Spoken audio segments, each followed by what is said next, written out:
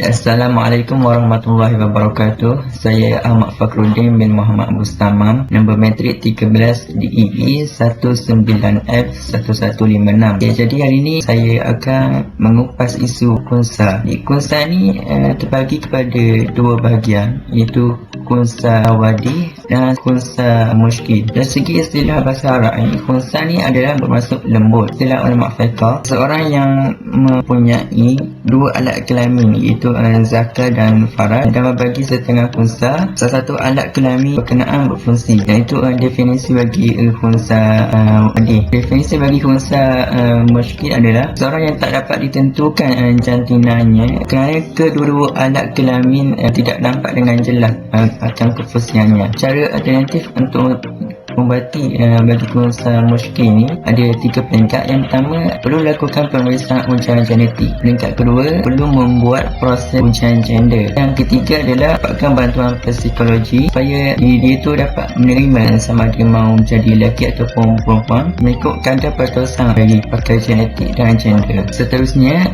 bagi pula pada iddah, bagaimana nak menentukan jantina seseorang tu. Untuk menentukannya dikategorikan pada dua, iaitu khunsa sebelum balik dan khunsa selepas balik. Jadi khunsa sebelum balik ni, cara untuk ketahui kefungsiannya, kita perlu lihat dulu alat solid yang mana berfungsi. Jika kedua-duanya berfungsi, ia akan ditentukan oleh alat solid yang mana berfungsi terlebih dahulu. Yang ketiga adalah sekiranya kedua-duanya mengeluarkan air kencing secara serentak, maka kita akan lihat ada kuantiti air kencing mana yang lebih banyak. Sekiranya semua cara ini tak berfungsi, kita akan lihat selepas mereka balik. Ianya dikategorikan sebagai khunsa muskil apabila kesemua cara ini sebelum dia balik tak dapat ditentukan kefungsiannya. Khunsa yang kedua adalah semasa balik, ia boleh ditentukan jantina melalui apa yang tersahih daripada badan individu tersebut. Contohnya kalau ada tumbuh janggut ke apa semua tu, mungkin dia lelaki ke apa semua, atau ia lebih terdorong untuk bergaul dengan perempuan. Jadi apa yang perlu kita jelaskan kat sini, yang menjadi tanda kekeliruan adalah bolehkah khunsa ni menjadi imam ataupun tidak. Semua dari ulama Imam Al-Nawawi, tidak sah apabila seorang perempuan itu dan khunsa menjadi imam kepada orang lelaki. Tidak kira sama ada solat fardu ke ataupun solat sunnah. Jadi ada pun sekiranya yang mengikut solat tersebut merupakan orang perempuan, ke tidak disyaratkan kelelakian untuk menjadi imam mereka mengikut mazhab Al-Syafi'iyah dan Al-Hanabilah. Maka sah bagi orang perempuan untuk menjadi imam kepada orang perempuan yang lain di sisi mereka mengikut mazhab Al-Syafi'iyah dan Al-Hanabilah. Jadi cara yang boleh kita simpulkan, khunsa muskil ni boleh menjadi imam kepada orang perempuan. Khunsa muskil ni tidak boleh menjadi imam kepada golongan kepada orang lelaki dan golongan khunsa yang lain. Seterusnya, tidak boleh dari sudut adakah khunsa ni ketika waktu solat jemaah lah khususnya. Menurut sumber ulama Imam Al-Nawawi rahimahullah berkata, sekiranya yang hadir mengerjakan solat itu lagi daripada orang lelaki golongan khunsa, kanak-kanak serta orang perempuan, didahulukan orang lelaki tersebut, kemudian baru kanak-kanak golongan khunsa dan orang perempuan. Menurut Imam Al-Mawardi rahimahullah dalam kitabnya Al-Hawi Al-Kabir menukilkan kenyataan Imam Al-Syafi'i yang berkata, bila seorang lelaki menjadi imam, maka makmum lelaki berkenaan berdiri di bahagian kanannya. Sekiranya makmum tersebut merupakan khunsa muskil atau perempuan, maka setiap seorang daripada mereka berdiri di belakang imam lah secara bersendirian. Maka adalah makruh untuk seorang khunsa muskil solat bersebelahan dengan orang lelaki di dalam saf tersebut, dan begitulah juga makruh untuk dia solat bersebelahan dengan orang perempuan. Ini kerana terdapat kemungkinan membawa seorang lelaki apabila solat bersebelahan orang perempuan, dan begitulah juga sebaliknya berlaku. Seterusnya, kita lihat pula pada individu yang jantinanya. Kita lihat apakah hukumnya yang di sebalik individu tersebut menukar jantina. Ada ulama berpandangan bahawa membuat pembedahan jantina ni bagi khunsa muskil adalah dibenarkan, tapi pembedahan untuk menukar jantina tu daripada lelaki kepada wanita, jadi atas sebabnya jelas haram hukumnya. Jadi Menurut sumber Dr. Muhammad Khalid Mansur dalam bukunya Al-Ahkam Al-Tabi'ah Al-Mun'alikah bi Al-Nisafi Al-Fiqh Al-Islami menjelaskan dua keadaan pembedahan jantina yang digunakan.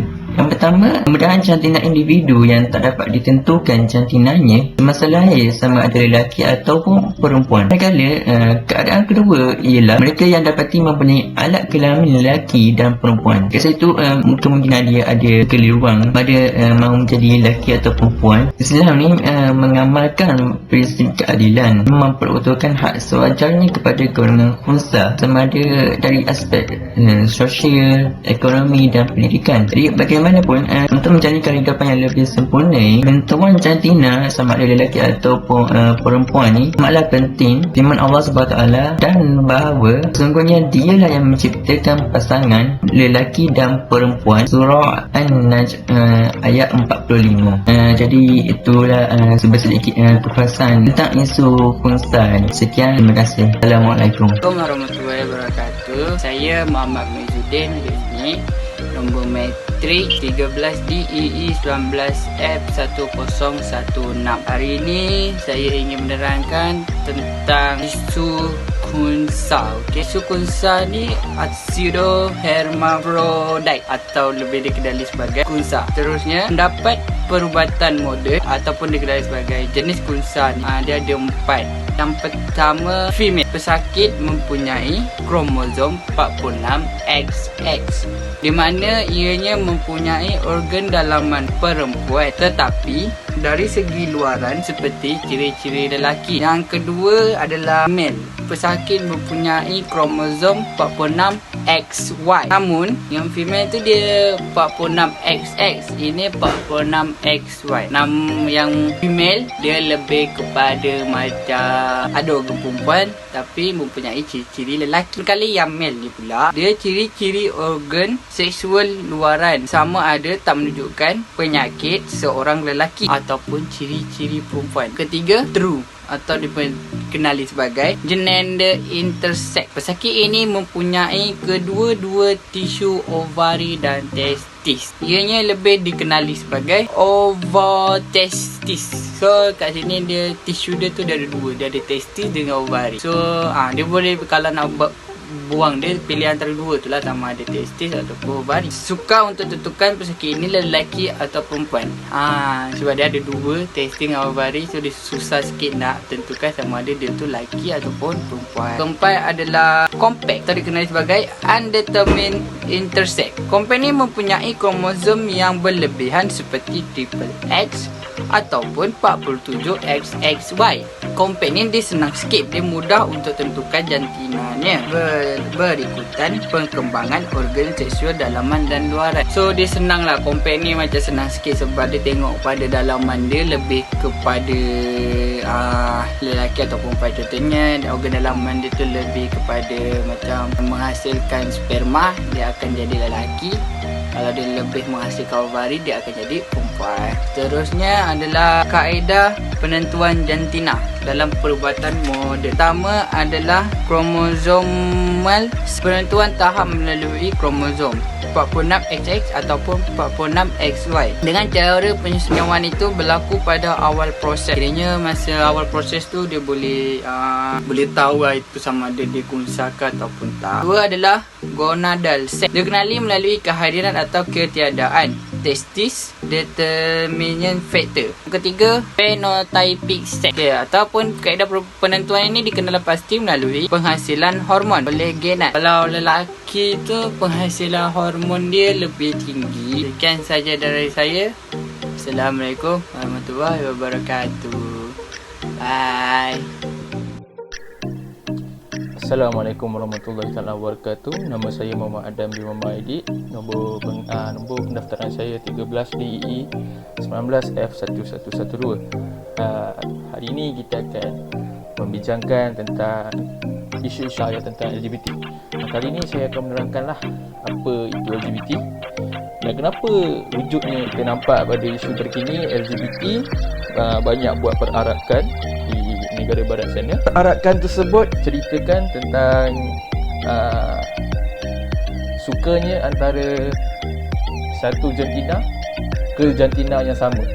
Seperti lelaki tertarik kepada lelaki juga, dan perempuan tertarik kepada perempuan. Itu yang umum lah. Yang tertera di situ LGBT adalah lesbian, gay, bisexual dengan transgender.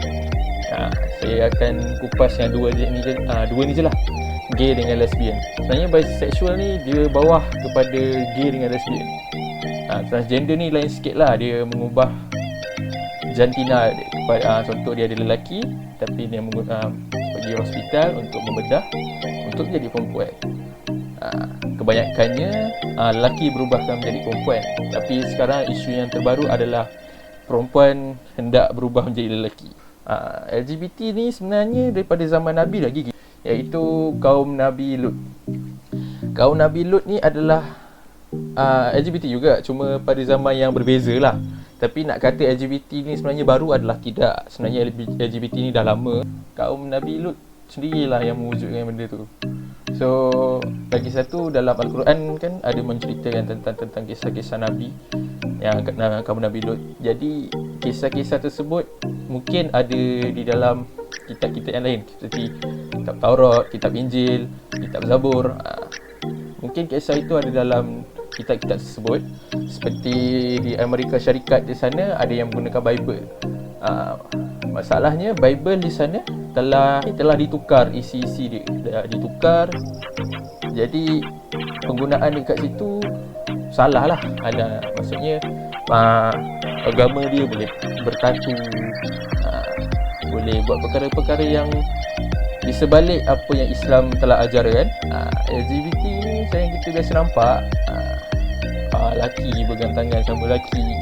Kalau bahagian macam kat Malaysia ni, Bangla lain. Kalau Bangla, dia pegang tangan tu sebenarnya persahabatan macam Melayu kita ke kan. Saya tak nak main kaum sebenarnya. Tapi kalau kita biasa nampak kan, Melayu kita ke pegang-pegang tangan sama-sama lelaki kan, muka jambu-jambu, itu berkemungkinan dia untuk jadi gay tu tinggi. Sebab Allah sendiri dah wujudkan seperti yang kita dah tahu, Adam dan Hawa. Adam ialah lelaki, Hawa ialah perempuan. Dah tak ada wujudnya lelaki dengan lelaki tu, tak ada. Perempuan dengan perempuan tu tak ada. Sebenarnya dia tertarik kepada seks. Biasa kita dengar homoseksual. Tetapi LGBT ni isu hangat sekarang ni. Sebab yang kita baru tahu, untuk politik di belah negara Amerika Syarikat sana mengatakan antara Trump dengan Biden, jika Trump menang, jadi dia akan pupuskan LGBT. Tapi malangnya Biden menang. Yang utama dia minat terhadap seks. Kedua, biasanya memang kat situ je lah saya rasa. Yang kedua ketiga tu saya rasa tak ada sebab pun. Dia sebab nak jadi gay ni sebab dia nak seks antara satu sama lain. Ada macam sekarang, isu-isu sekarang, lelaki dengan lelaki kahwin tapi nak ada anak. Kalau ikut saintifik yang betul, dia kena sperm melalui saluran ke ovum untuk melahirkan benih, untuk menjadikan satu itulah kantong yang mengandungi anak tu lah. Itu saintifik yang kita dah tahu daripada zaman-zaman dulu lagi. Kalau macam sekarang ni, dia orang gunakan satu, ambil anak kan. Yang kedua, dia gunakan, contohnya ada kenalan perempuan, pasangan tu minta bantuan yang pasangan perempuan ni, lepas tu dia dengan dia, yang perempuan dah dapat anak, lepas tu anak tu bagi kat lelaki orang ni yang dah kahwin tadi. Itu pun ada juga buat sekarang lah. Saya rasa itu je saya rasa pasal isu LGBT buat masa ni. Dan yang masa isu terhangat pun saya dah ceritakan tentang kemenangan Trump dengan Biden kat situ pun nampak lah sebenarnya. Senang cerita, jagalah perhubungan antara satu sama lain. Nak suka sama suka pun tak boleh. Sebenarnya dalam persahabatan tu pun bahaya juga sekarang ni. Ada yang lelaki suka lelaki, saya tak faham. Tapi saya rasa itu saja untuk kali ni. Terima kasih. Saya Muhammad Adam.